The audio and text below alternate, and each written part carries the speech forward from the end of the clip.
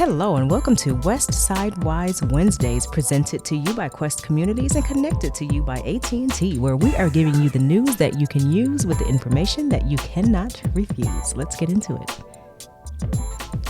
Eri, are you aware of any community resources for children to get tested for lead besides going to their regular pediatrician like I did with Jeremiah? Yeah, so that's what we were really trying to figure out, if there is a free testing places that we can go to. And then we found out that there was nowhere that was providing free testing. I think the only possibility was if people had Medicaid, then that was a possibility. But for people that didn't, it was very difficult. It was costing like $10 per test. Yes. And so then, if it was not the biggest priority, and if they had financial means, if they didn't have the financial means to test, then that was really restricting. Absolutely. And so that's when we said, okay, maybe we should be able to provide the test for free. Yes, absolutely. And Emory does do that. Right, correct. But you guys, and correct me if I'm wrong here, you're not able to set up your own events to test? Do you have to kind of like piggyback, for the lack of a better word, onto another event that's happening in the community? Is that correct? Or can you do your own events? We can do our own events. So we did that at the Promise Center. Absolutely. When you came to us. But then we realized that it's very difficult to actually have people come. Yes. And so that's why we were wondering if it's better that we piggyback on somebody else's event and to add on so that people would come more to the event. And that's got to be, just being real here. You guys are doing an initiative, a service to our community. Is it cost? Is it better as far as cost to not have your own event? Just kind of piggyback?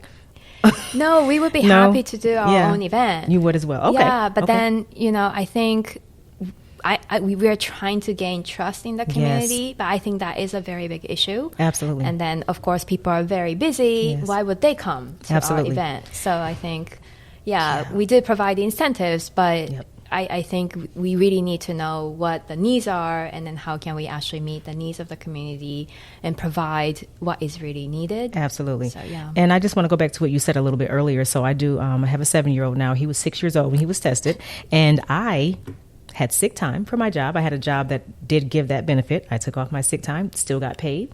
I have a dependable car. Right. Okay. I have Medicaid. Exactly. So I had all the resources. My child has the same pediatrician that he's had since he was born. So it was a very easy process for me to go get my child tested, and his lead level is normal.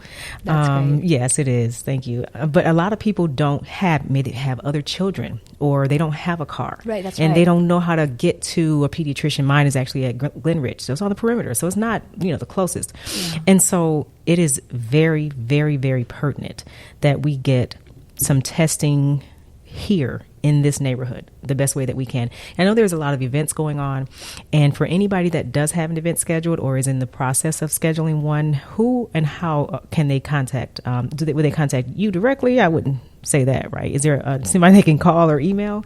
No, I'll be happy to get the email. Really? Yeah, directly. And then we also do have the email address called ATL Soil Safety at emory.edu. Okay. That's for this kind of initiative overall. And we would love to, hear Jump from on board. anybody. Who is having an event, especially in this area. And you said ATL Soil Safety at emory.edu. That's correct. ATL SOIL SAFETY at EMORY.edu. That's correct. Correct. All right. Please do. If you have any events in the pipeline, anything already scheduled, you guys are you ready to jump on if somebody contacts you like pretty quickly? Okay. Yeah, we would like to. And then I know that there is also, excuse me, the Lights Festival of I heard Lights. about that. Is it here on the West Side Trail? Is it this weekend? It's this weekend. Which I is think. October, was that like 7th? I think so. Yeah, okay. That would be awesome. So if anybody has anything going on, and I don't know if this will even be aired by then, but it doesn't matter. Whenever it's aired, if anybody has anything in the pipeline, again, ATL Soil Safety at emory.edu.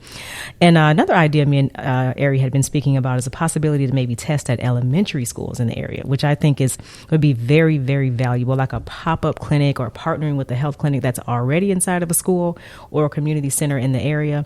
Off the top of my head, I'm thinking Hollis, which of course is where Jeremiah goes. There's Peace Prep. There's KIP, I think, but that's a little bit outside, but there still could be some children that actually live in this area that go right. there. Obviously at Promise, which you guys have already used before. So just anybody, if you have any connection with these organizations and locations that I've mentioned, please contact us. And so we can just kind of see if we can get in there to get the children tested. That'll be ground zero. That's where they actually go to school, right? We'll have the parents there, the children there. So it just will be a little bit easier to kind of concentrate on the children if we're at the schools. Yeah, that would be great. And then also the daycare facilities as well. Daycare facilities. I never thought about that, Eri. Daycare facilities. Okay. I'll put that on my radar as well. And so if a child is tested and found to have elevated levels of lead in their system, is that damage permanent? I know you talked about that earlier. I think you said that it is. Yeah, it is pretty irreversible. So like what you can do is you can, like if it's a really high level, then you would go chelating and then try to lower that level. But I think what we really need to find is that why is your kid having the high level? Yes. And then we really need to mitigate so that the level is going to be lower. Absolutely, because even if you're going in and you're helping them, do you say chelating? Right. If they're still being exposed to it every day in their everyday environment, it wouldn't matter. Right. Absolutely. Well, if a child is determined to have the higher levels, will there be, even if not right now, any resources in the community that families can access to chelate? Am I saying that correctly? How do you spell that? Yes, CHELATE. Thank you so much. Yeah, chelation. So I think there are, for example, PESU, pediatric. I actually do not remember the exact abbreviation. That's okay. PEHSU. Okay. They might be able to help out on that, but I'm not sure what exact. Like you were talking about financial support. Yes. Yeah, I really don't know. But I think that if you had Medicaid, that shouldn't be an issue. Yes. I have not seen a child that had such high lead levels that needed to go through that. Well, that is excellent. I know, that is good. But still, no level of lead is safe for children. Because we don't know for sure. Yeah, exactly. We don't want to have any level. So even if it's low, we really want to go lower. Absolutely, yes. So I think knowing where that might be coming from is really essential. That makes all the sense in the world. Thank you. Thank you. So that would be the pause for the, I guess, commercial in the second segment. And, okay, so we're going to talk about the challenges. Now, this is crazy conversation here. Okay. 5, 4, 3, 2, 1. Okay, Eri. So I kind of saved this question towards the end because, as we know, residents in this neighborhood don't have a lot of trust for either big business or, medical facilities, government, because we've been made a lot of promises in this neighborhood.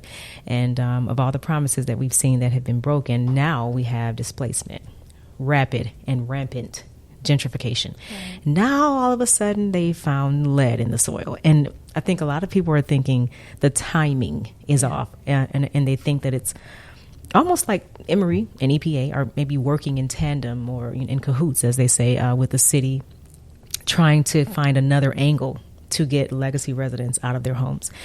I personally do not feel like that. That is my personal position. I do live in this area. I work in English Avenue in Vine City.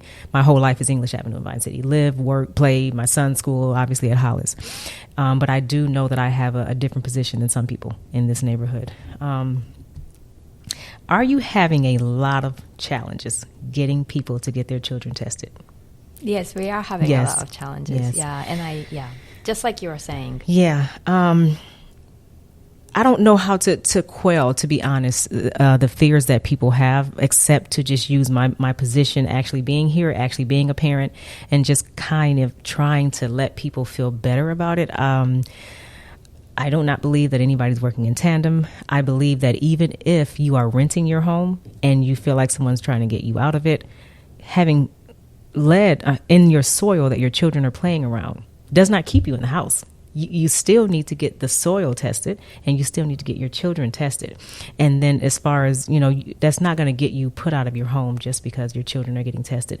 And then I think a lot of people are afraid of somebody doing something with the DNA, with their children's DNA. And, I do get how people in this neighborhood, again, this is a hard neighborhood, and it's a hard neighborhood to reach, and they're not very trusting it, and I understand that because, again, I am here and I live the same life in the same neighborhood.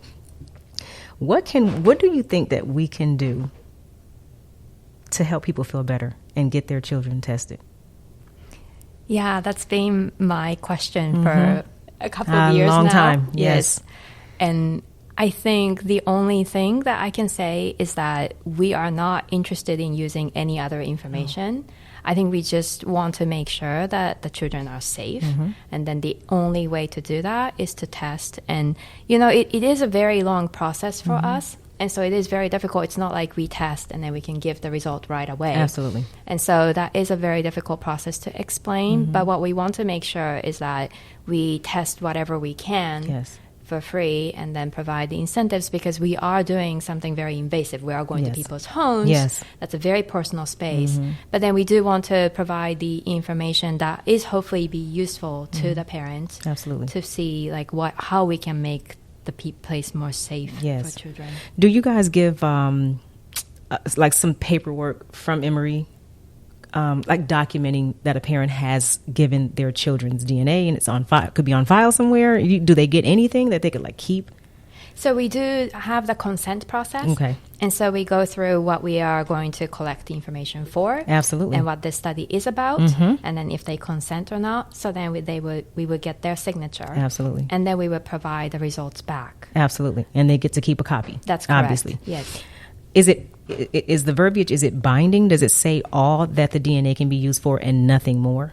So we don't deal with DNA at all. At all. Okay. At all. So all we do is we get the blood, for example, from that the very small Tassoplast device, and then we would just test it for the elements, meaning heavy metals. Absolutely. And so we would be able to provide the results for 7 elements, including lead, and if the levels are high or not, that they should be thinking about.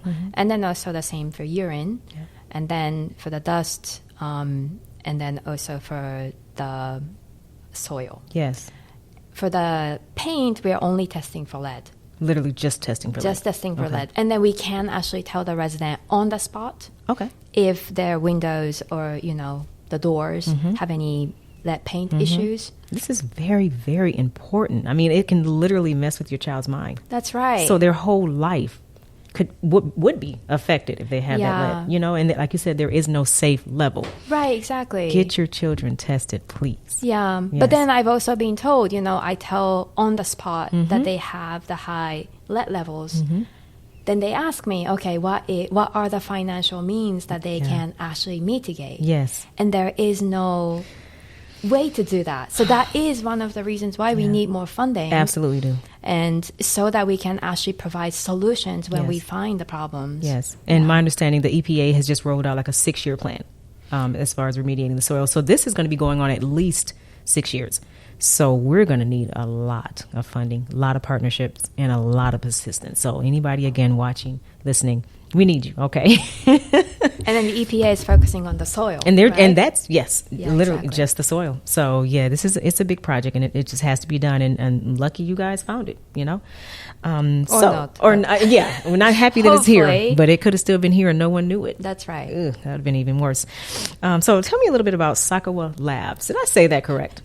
Yeah. Okay. So we just call it Saikawa Lab because my name is Saikawa. Absolutely. But yes. we do different projects as well as, the Westside project.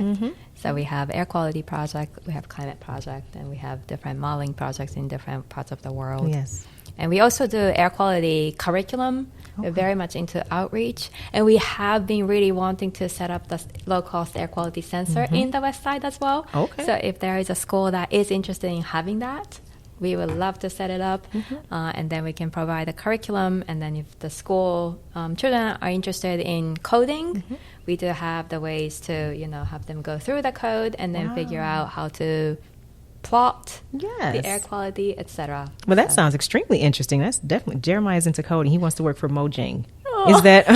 Is it the company that used to, I don't know if they sold it, Minecraft. So he's going to work for Minecraft. That's his goal in life. That's very cool. Yes, it is kind of cool. He's cute. Okay. Yeah, he's very cute. I was trying to recruit him. Yeah, there you go. Well, Eri, I appreciate you being here today, and I appreciate my listeners and my lookers. And y'all stay tuned. You know, we always give you the information you need. Okay, see you next time. Westside Wise Wednesdays. Thank you so much.